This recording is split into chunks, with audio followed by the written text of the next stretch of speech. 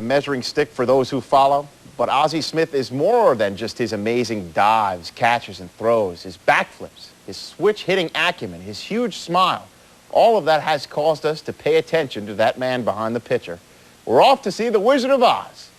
Here's Harold Reynolds. From the St. Louis Cardinals, shortstop Ozzie Smith.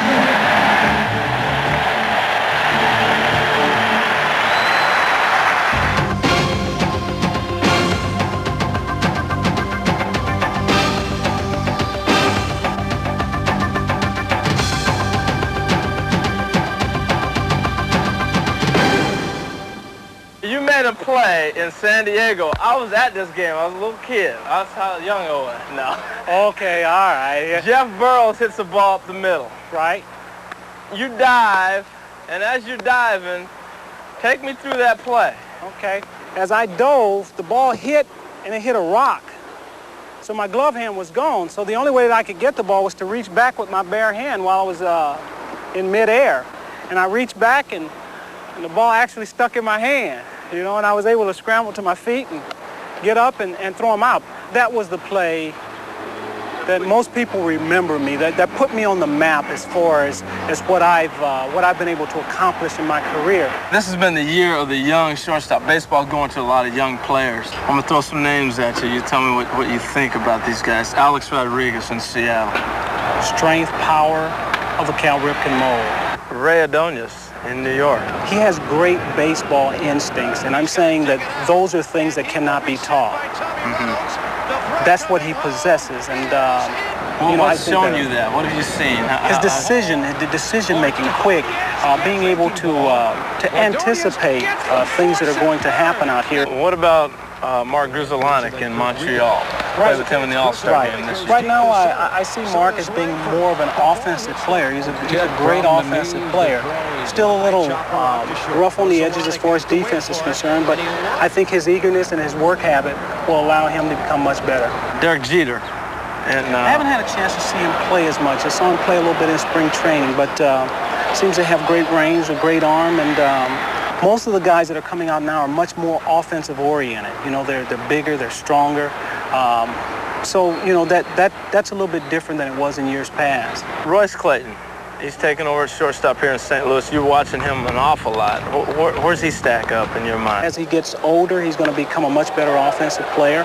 Right now, I think he's really trying to find himself from an offensive standpoint, but defensively, you know, he's got great hands, and his concentration and stuff is getting a lot better, and you know, I think that I'll be able to help him in a lot of ways. Show us some of your fundamental things that you think are important that help you be consistent on a daily basis. I played wall ball all the time. I worked on my short hops and my forehand, my backhand, developing that skill. So when I make the transition to the baseball field, what I do is I get a coach to hit the ball from a short distance. And what I do is I'd get on my knees and I do nothing but use my hands. He could hit the ball sharp as he'd like from about 25 feet. And what that does is just sharpens your hands and your hand and eye coordination. So all you're doing is just picking it, basically, right. Huh? All you're doing is you're taking your legs out of it and you're working on the confidence in your hands, developing that hand and eye coordination, or the confidence that you need in your hands to be able to make that play. Because there are a lot of plays, and especially when I played on AstroTurf, there were a lot of plays that you had to do with one hand because you didn't have time to get in front of it. What do you do with your legs? Well, the legs are a very important part of it because that's what gets you in position to be able to throw to second base or throw to first base. So I develop drills now where I throw to the base without looking at the base, having a sense of where I am on the field at all times. Well, that's like going in the hole there and being able to throw the ball back this way without looking. And that's having a feel of where you are. How long does it take you to get to learn another second baseman or in a situation? It doesn't take me long at all. You know, the bottom line is learning where the guy likes the ball. My job is to get it there to him as consistently as I possibly can. And I've played with 45, maybe 50 second basemen in my career. So that's never been a problem for me. I make whatever adjustment it is that I have to make it comfortable for him out here.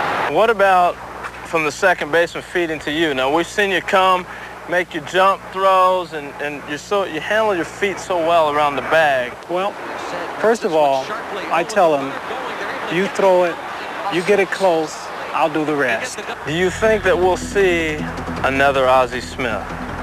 Switch hitting, agility, flipping, back flipping, flamboyant, making great plays, great strong arms, instincts, the whole package, really. Time is what determines greatness. So we'll just have to see. You know, as I've said on many occasions, you know, anybody on any given day can come out here and make a great play. The thing that separates the good from the average or the good from the great is the degree of consistency with which you do what it is you do.